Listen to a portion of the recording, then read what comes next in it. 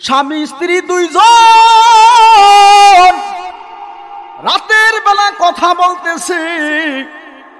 স্বামী ডাক দিয়া বলল, বিবি রে, তুমি যদি চাঁদের চেয়ে সুন্দর না হও তাহলে তুমি তালাক হইয়া যাইবা। কথার প্রসঙ্গে স্বামী এই কথা বলিয়া বিপদে পড়িয়া গেল। হুজুরের কাছে যে ফতোয়া চাইল, হুজুর আমার স্ত্রীর সঙ্গে কথা বলতেছি, এই অবস্থায় আমি আমার স্ত্রীকে বললাম, তুমি যদি চাঁদের চেয়ে সুন্দর না হও তাহলে তুমি তালাক। হুজুর বললেন, চাঁদের চেয়ে মানুষ সুন্দর হতে পারে না, অতএব আপনার স্ত্রী তালাক হয়ে গেছে। আল্লাহর বান্দা মুসল্লি মন খারাপ করিয়া রওনা দিছে। পথিমধ্যে ছাত্র ভাইয়ের সঙ্গে দেখা হয়ে গেল। ওই ছাত্র ভাই বলতেছে, মুরব্বী আপনার মন খারাপ কেন? মুরব্বী আপনার মন খারাপ কেন? ছাত্র ভাইকে বললেন, আমি রাতের বেলা আমার স্ত্রীকে বললাম, তুমি যদি চাঁদের চেয়ে সুন্দর না হও তাহলে তুমি তালাক হইয়া যাইবা। আমার স্ত্রীকে এই কথা বলার কারণে তোমার উস্তাদ বলছে তালাক হয়ে গেছে, এই কারণে মনটা খারাপ। ছাত্র ডাক দিয়া বললেন, মুরব্বী যাইবেন না, আপনার স্ত্রী তালাক হয় নাই, জোরে কোন মারহাবা। উস্তাদ বলছে তালাক হয়ে গেছে, ছাত্র কি বলতেছে? তালাক হয় নাই।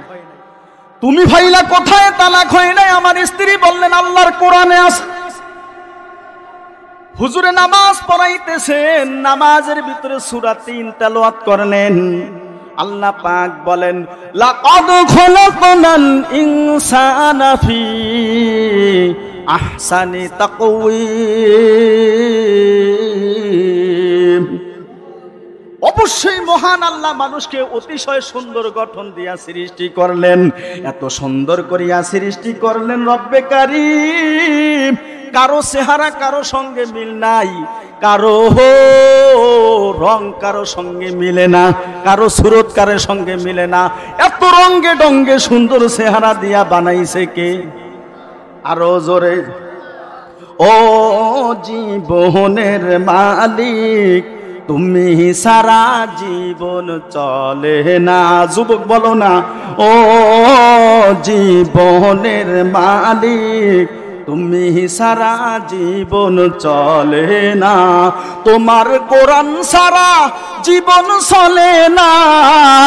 জীবনের মালিক তুমি সারা জীবন চলে না। যদি ছাত্র ভাই কোরআন দিয়া না বলতো তাহলে তো তার স্ত্রী তালাক হইয়া যাইতো। কথা বলেন ঠিক কিনা? তালাক হয় নাই, কির মাধ্যমে ঠেকাইছে? মুরব্বী বাবা, কির মাধ্যমে ঠেকাইছে? কোরআনের মাধ্যমে। এই কারণেই বলতেছেন কবি, ও জীবনের মালিক তুমি ছাড়া, তোমার কোরআন ছাড়া জীবন চলে না। জোরে কোন মারহাবা।